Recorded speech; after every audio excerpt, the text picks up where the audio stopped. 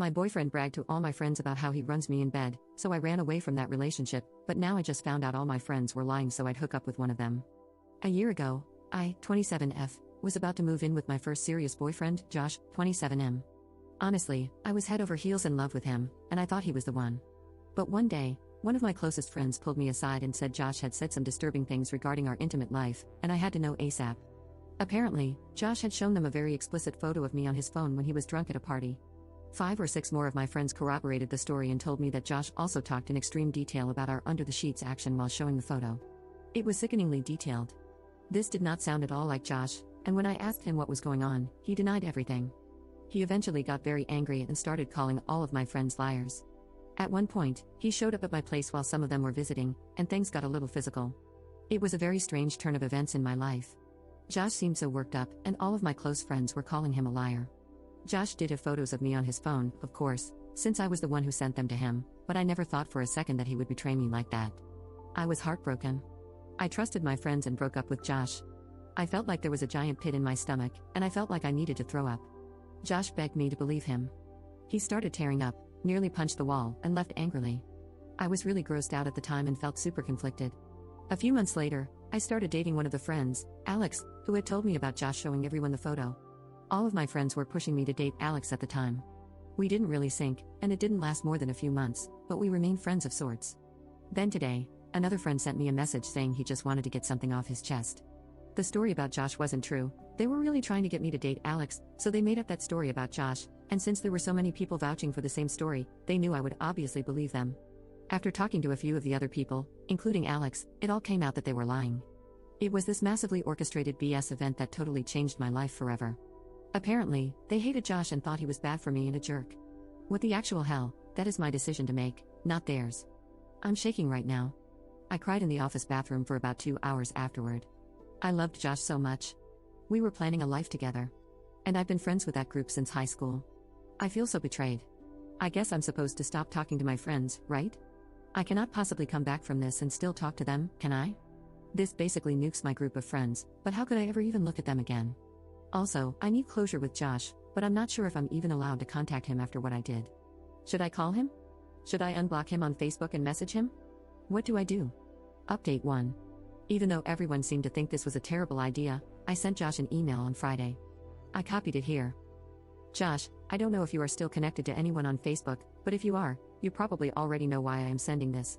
I know it is totally unfair and selfish to contact you, but I cannot imagine going through the rest of my life without apologizing. So, before I say a bunch of embarrassing things, more than anything, I want to say that I am sorry I did not trust you. I am sorry I let other people decide our relationship. I am sorry for what I put you through. But I figure this might be my only chance to say this, so here comes the really lame, embarrassing stuff. I spent the past day thinking about the past year, where I would be if I had believed you, what my life would be like. Would we be engaged? Would we be married? I'm not over you. I want to try again.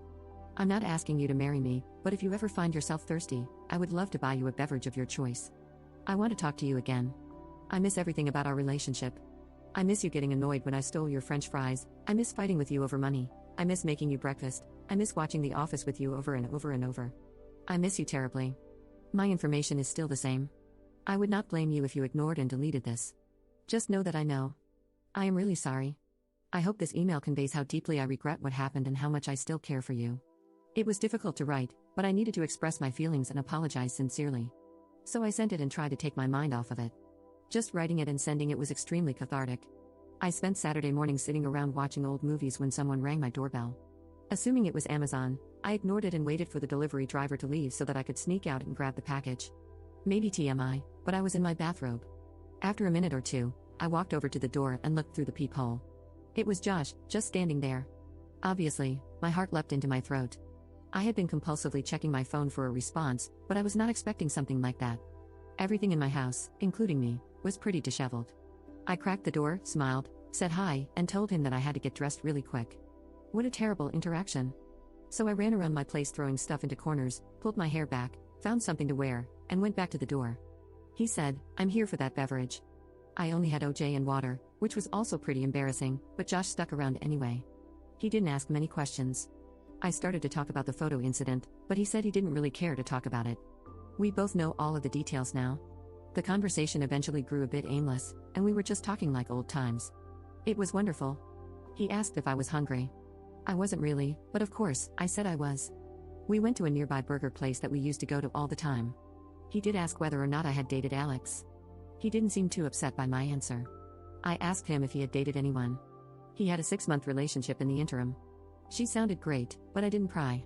When we got back to my place, Josh asked what I was doing for the rest of the day, and I said, I don't have plans.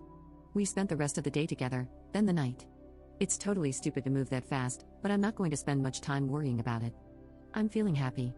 We spent part of Sunday together too, then Tuesday, and Wednesday. We discussed what we were doing. 2 single people dating each other, was the consensus. So yeah, we are together again. I think the world of him and will always regret what happened. No matter what, though, I'm extremely happy I sent the letter to him.